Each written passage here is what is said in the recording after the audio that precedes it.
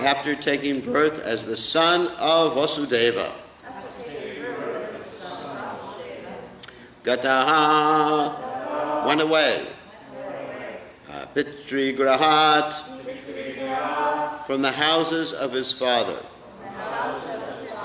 Rajam, to Vrindavana.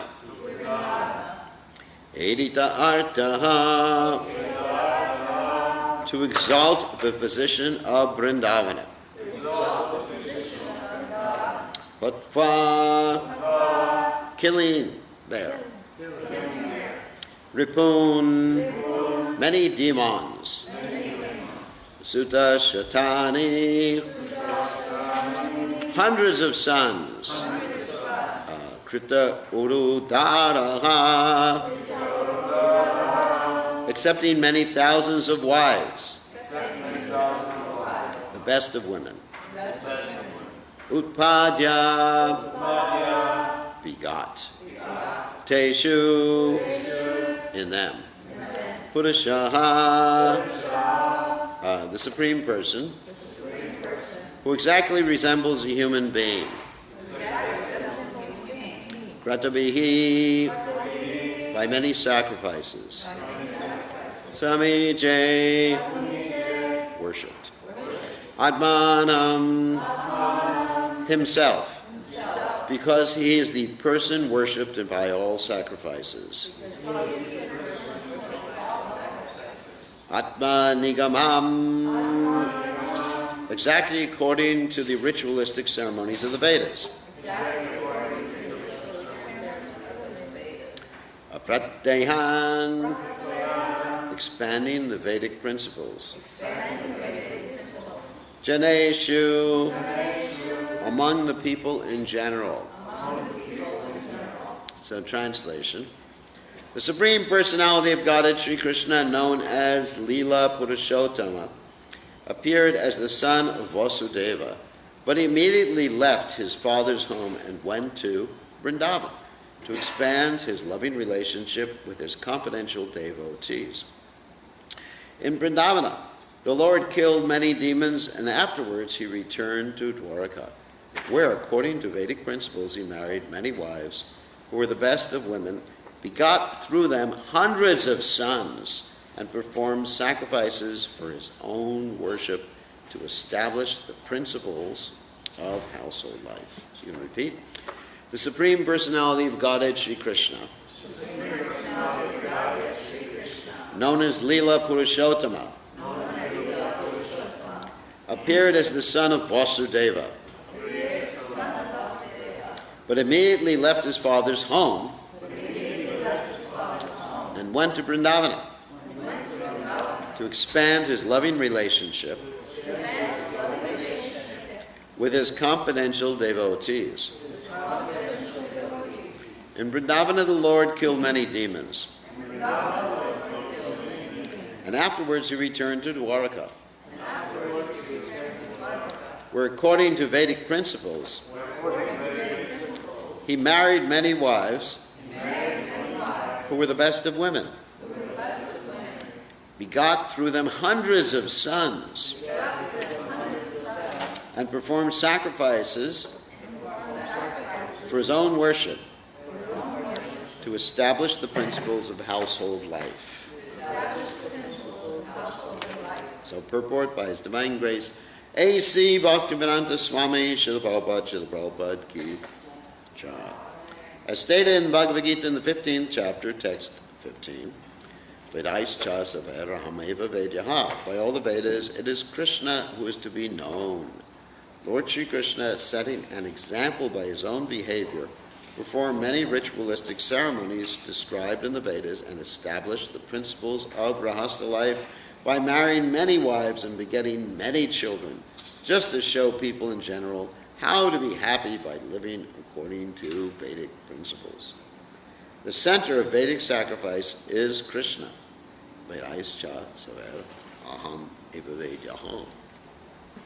To advance in human life, human society must follow the Vedic principles personally demonstrated by Lord Krishna in his householder life. The real purpose of Krishna's appearance, however, was to manifest how one can take part in loving affairs with the Supreme Personality of Godhead.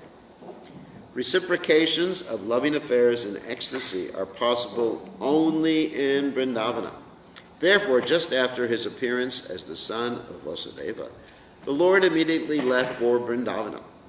In Vrindavana, the Lord not only took part in loving affairs with his father and mother, the gopis and cowherd boys, but also gave liberation to many demons by killing them. As stated in Bhagavad Gita in the 4th chapter, text 8, Paritranaya Sadhunam Vinashaya Chadushkritam. The Lord appears in order to protect the devotees and kill the demons. This was fully exhibited by his personal behavior. In Bhagavad Gita, the Lord is understood by Arjuna to be Purisham Shashvatam Divyam, the eternal transcendental supreme person. Here also we find the words Utpadya Teshu Purusha. Therefore, it is to be concluded that the absolute truth is Purusha, a person. The impersonal feature is but one of the features of his personality. Ultimately, he is a person. He is not impersonal. And not only is he Purusha, a person, but he is the Lila Purushottama, the best of all persons. Jato gata petrigata grahan brajam editarato hotwa repunsutu shatani krutorudara upadjuteshu purusha kratubi samije atmanamatmanigamam pratayanjaneshu. So Om Ganat Simadanda Shah Gananjana Shlakaya Chakshur Meditam Yena Tasmai Shi Gurave Namaha. So, this is a very interesting story about Krishna appearing as the son of Vasudeva and later being transferred to Vrindavan. The Acharyas, particularly Srila Vishwanath Chakravarti Thakur, comments in this regard that actually Krishna was born or appeared in Vrindavan and not in Mathura. So this is a very esoteric story told by Vishwanath Chakravarti Thakur. So the story is as follows, that Mother Yashoda, she gave birth to two children, that is, a girl and a boy, and the girl was Yogamaya, and the boy was Krishna. And Devaki gave birth to a boy, and that boy was Krishna. So that appears to be a contradiction. The boy was Krishna, and the other boy was Krishna. Okay. So there's many different expansions of Krishna. Of course, when we talk about Krishna in Mathura, he's Vasudeva Krishna. And when we talk about Krishna in Vrindavan, he's Brajendra Nandana Krishna. So Advaita Chuta Nadi Rananta Rumpam Ajam Purana Purusham Avyavanam Cha. There's one God, and he expands himself, and he can be in several places or unlimited places simultaneously. Just like we know Krishna is in every atom in his expansion as the Paramatma, and also in everyone's heart as the expansion of the Paramatma, Ishvara Sarvabhutanam, etc. So, therefore, what's happening here? Well, the first point is that Krishna never leaves Vrindavan. Although it's described here, he appeared as the son of Vasudeva, then he went to Vrindavan, and then afterwards he went to Dwarka. Actually, first of all, he went to Mathura before he went to Dwarka. And it's interesting. When he went to Mathura, Mathura was harassed by this demon Jada Sanda, and finally Krishna had to transfer everybody to Dwarka. Transferred them through the airwaves, and Krishna ran away, and there's that whole story of Ranchorji where Krishna was running away from Jarasandha, and Ranchorji means the renounced person, showing his opulence of renunciation. Anyway, so here we're reading how Krishna was born somewhere, went somewhere else, and went somewhere else after that. But actually, esoterically, it didn't happen. Because Krishna never leaves Vrindavan. He's always there in Vrindavan. Sometimes he's manifest and sometimes he's unmanifested. So what happened is that Vasudeva, that is the father of Krishna in Mathura, he brought Krishna. It's an interesting story, actually. We're going to be reading about it when we get to the 10th canto. He was in a prison house, of course. I'm not going to give the details, all the details of the story now. And the prison doors opened up, and there was a storm, and then he was bringing Krishna to Vrindavan. He was bringing Vasudeva Krishna to Vrindavan, and he actually dropped Vasudeva Krishna in the Yamuna because of the storm, and that's because Yamuna Devi wanted to touch the lotus feet of Krishna. Anyway, and then finally he brings him to Vrindavan, and when he brings him to Vrindavan, the Vasudeva Krishna enters, or like a better word, merges into Brajendra Nandana Krishna. But Vasudeva is not really aware of what's happening. He just thinks he's brought his little kid there. And then he sees the girl, and then he brings the girl back to Mathura. And of course, then the girl is apparently attacked by Kamsa, and she goes in the air, and she says that, the eighth son of Vasudeva and Devaki has already been born, and he's meant to kill you, and that's the whole start of the 10th canto of Srimad Bhagavatam. So anyway, so Krishna was born. Of course, Krishna is never born, but Krishna did appear as the son of Nanda Maharaj and Yashoda Mai, so we should understand that. He is the actual son, Brajendra Nandana. And Krishna, Vasudeva Krishna, is the actual son of Devaki and Vasudeva. Remember, I'm pronouncing that word, Vasudeva, Vasudeva. Remember that. Listen to the pronunciation. Vasudeva is the father of Krishna. Vasudeva is Krishna, outside of Vrindavan. Now, not only did Vasudeva Krishna go to Vrindavan, but when Krishna was killing the demons, he didn't do the killing as Brajendra Nandana. He did the killing as Vasudeva Krishna.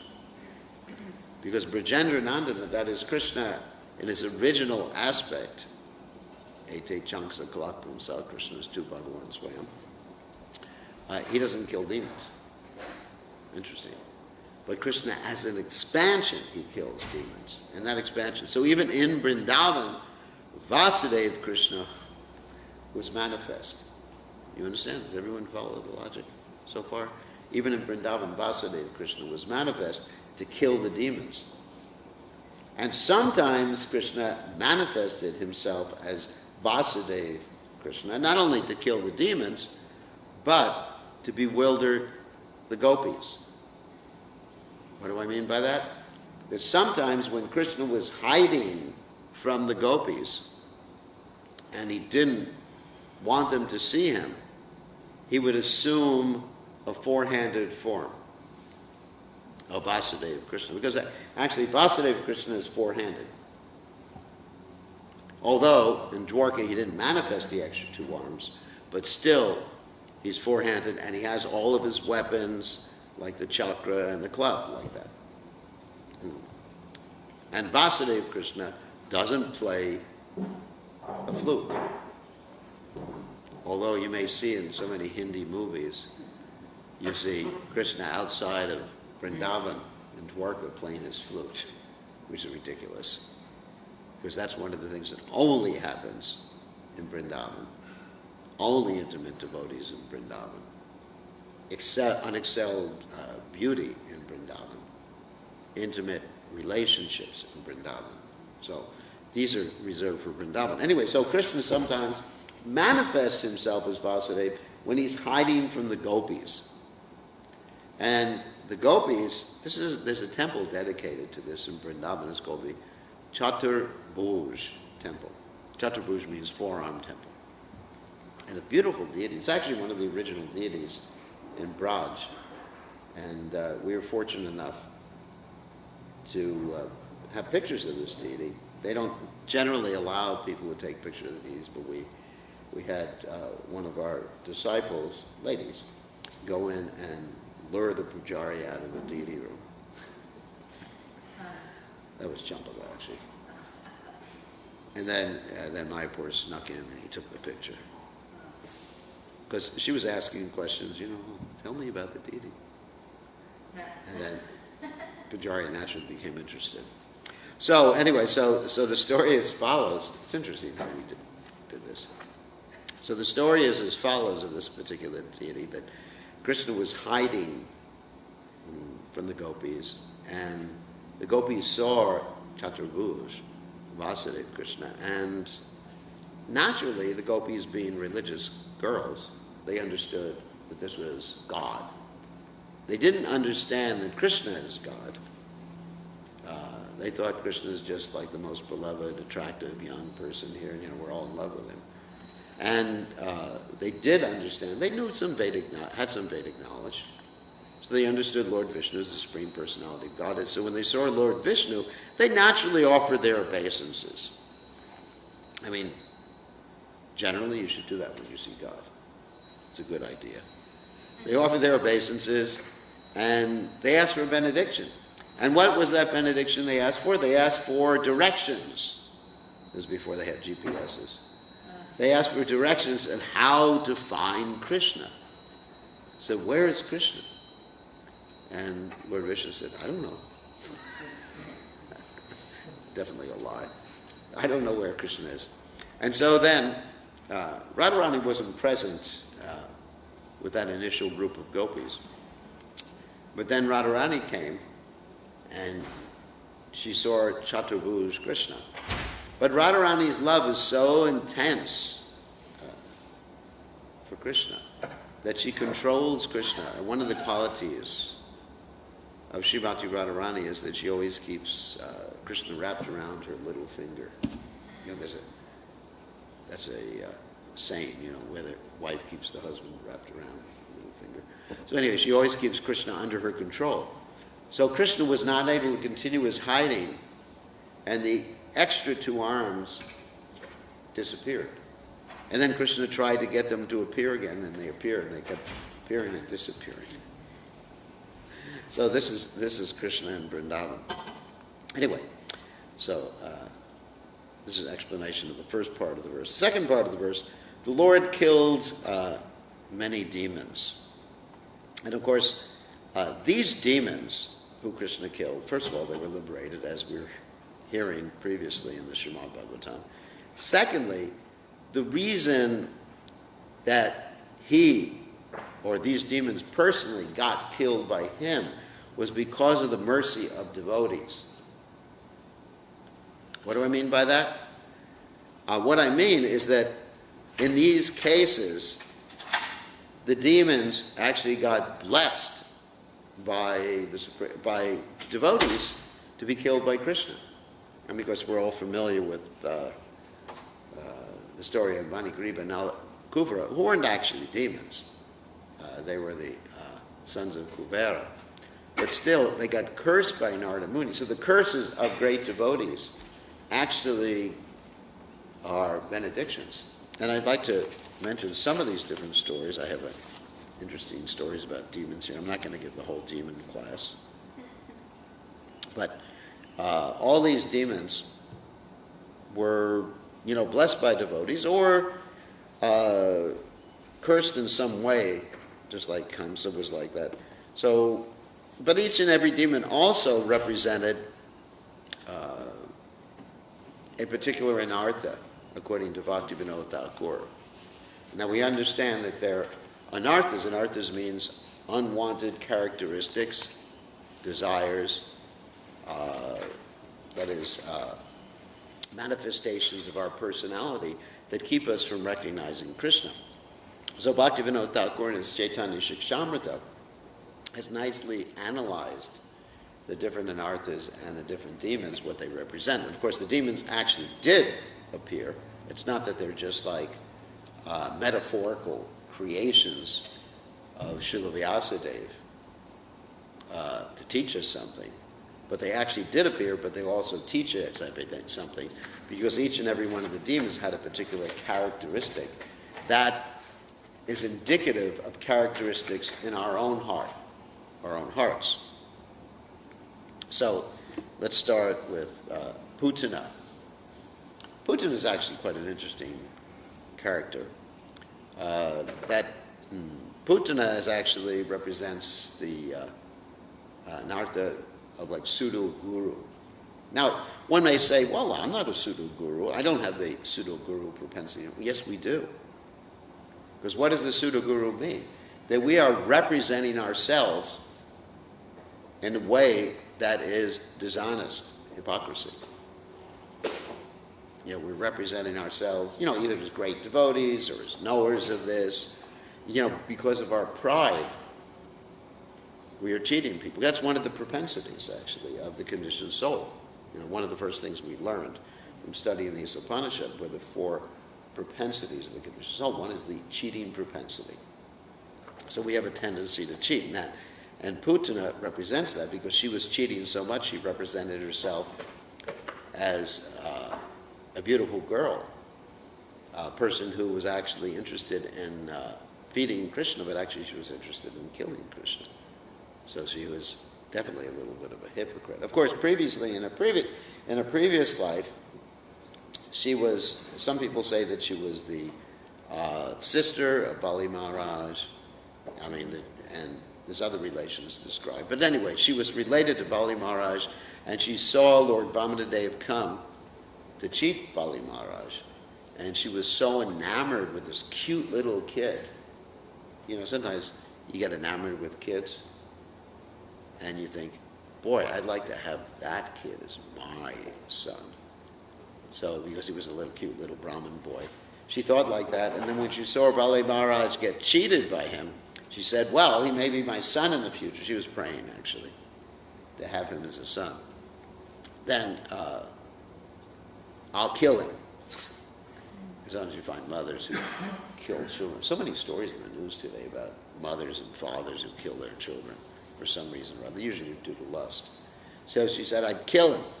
And so Krishna understood her good mood and understood the bad mood too, and actually just accepted the good.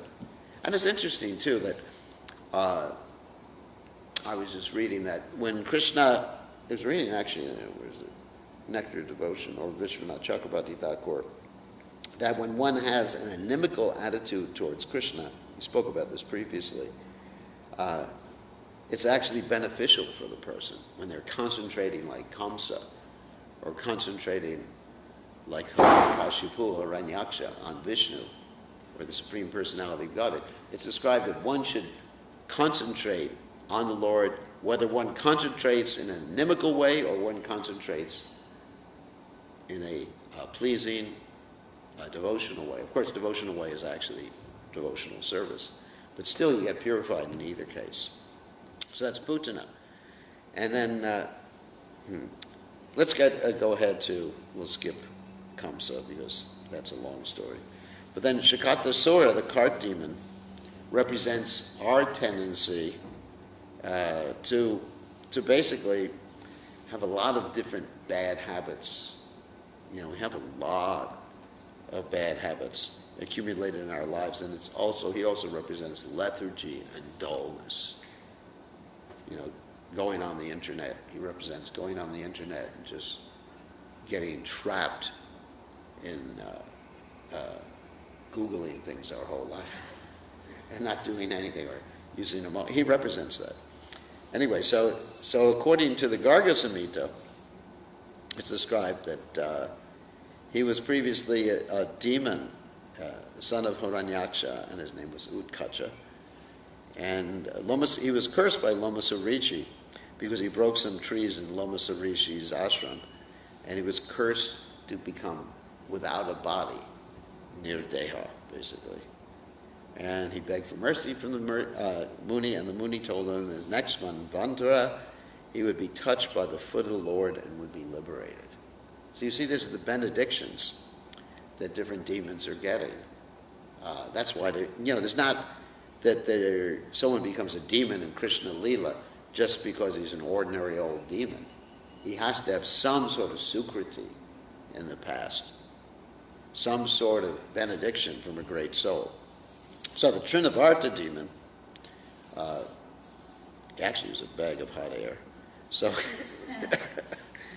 he represents false pride rising from materialistic scholarship, which gives rise to bogus philosophies, wrangling debates and arguments, dry reasoning, dry logical indulgences, and attachment to association with people who are attached to such things. And according to the Brahma Vaivarta Purana, his last life, he was the king of Panja, who was cursed by Durvasa Muni because he appeared naked before him while he was enjoying with his 1,000 wives. So Durvasa Muni cursed him to live on earth for 100,000 years and then be killed by Krishna. So these demons are quite interesting. Anyway, we can go through all the demons. And Vatsasura is interesting because we have a Gurukula here. Vatsasura was a calf demon, and he represents, as far as Anarthas, the problems involved in getting children to become Krishna conscious. Because what happens, he represents the childish mentality, mischievous, but ultimately someone who is too much influenced by bad association. In other words, children can be very, very much influenced by bad association. We don't take that seriously enough. Because they want to fit into a particular social milieu. They want to have friends. I mean, to them, having friends and having friends accept them is so important, perhaps one of the most important aspects of their psychology. And so if the friends are doing some nonsense thing, then obviously they'll take up that nonsense thing in order to be associated with them. So Bhaktisiddhanta Saraswati Thakur says in this regard, these are interesting commentaries. One should protect children from becoming contaminated by engaging them in Krishna conscious activities, but don't restrict them from playing. The playing is all right. It's not that you tell the kid because the kid wants to go on a swing, this is Maya. But restrict them from associating with people who might drag them down, or children who might drag them down. So according to the Gargo Samhita, there's actually more about this that we don't have time to read. According to the Gargo Samhita, in his last birth, this person had been a demon, Pramila, the son of Mura. He conquered the demigods in battle and entered the sage Vasishta's ashram and tried to steal Nandini, the cow of Vasishta Muni. So he disguised himself in order to do that as a Brahmana. And the cow spoke and said, "You were a demon in disguise. For this offense you will have to appear as a calf." So he got cursed by Nandini, a great devotee, desired the cow of Vasishta Muni. Then Pramila surrendered to Vasishta and begged him for mercy, and Vasishta said that after taking birth as a calf, he would be liberated by the Lord. It's nice to be cursed, isn't it? Yeah. You get a chance to associate. So another demon, get a few more demons here, is Bakasura. He's like the stork demon. He represents duplicity, deceptive behavior, and hypocrisy, cheating activities. And according to the Brahma Vaivarta Purana, in his last life, he was Sahotra, a Gandharva disciple of Durvasa Muni, along with his three brothers, who became Palambasura and Keshi. Nice family. He performed austerities in Pushkara, that means the place of Lord Brahma. The three of them were picking lotuses at the lake Chitra Sarovar for offering to Lord Krishna. and they were arrested by the servants of Lord Shiva. Lord Shiva received them very nicely, but he told them that he had promised Parvati that he would curse anyone who took lotuses from that lake. It's dangerous when you're doing devotional service. They were trying to worship Krishna, and they still got cursed.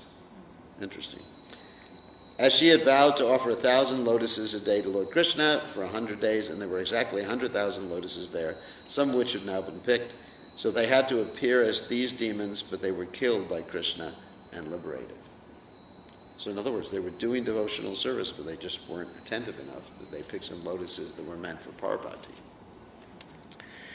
Anyway, another one is Aghasura, who's the snake demon, the serpent demon. And Aghasura represents someone who was cruel and troublesome to others, out of envy. And according to Garga Samhita, in his previous life, he was Agha, the son of Sankarsura. He was very attractive, and he was very proud. Once upon a time, he saw the great Muni, Ashtavakra, whose body was like curved in 8 places, therefore he's called Ashtavakra. And he laughed and said, "Ooh, he is so ugly." And the sage cursed him to become the ugliest snake on earth. Then Agha fell at his feet, begged for mercy, and the sage blessed him that he would be delivered by Lord Krishna. Nice story. And then you have the Brahma, we won't get to the Brahma Vimohana Leela because Lord Brahma was not a demon. Denakasura, he's the ass demon, and he represents ignorance of knowledge of the soul. In other words, someone who just like works like an ass but doesn't understand. You're just like, I had so many things, I got mortgages to pay. We find that sometimes, even with sometimes devotees, they get overwhelmed in debt. So many mortgages to pay, the wife has to work 2 jobs, the husband has to work 2 jobs, no time for chanting. Sometimes we have to reduce our bodily, not necessities. Necessities we need our necessities, but we have to reduce our desires. You can't always have a Tesla. So we see sometimes with very poor people, they buy very expensive cars, isn't it? Actually, Tota Gopinath talks about that. People, they spend more for their cars than they spend on their house. So that's like ass demon. So that's Denakasura, who was killed by Balaram. According to the Garga Samhita, in his previous life, he was the son of Bali Maharaj, known as Sakasita. He offended Durvasa Muni by disturbing him when the Muni was meditating, by making a lot of noise while he was enjoying with 10,000 women on Mount Gandha Madana. Durvasa cursed him to become an ass, saying, "Fool, ass-like person, become an ass. O demon, after 400,000 years in transcendental circle of Mathura in the sacred forest of Talavan, you will attain liberation by Lord Balaram's hand." He could not be killed by Krishna because Krishna had given his word to Prahlad Maharaj that he would not kill any of his family members. It's also interesting that Balaram is not different from Krishna. Anyway, particular pastime.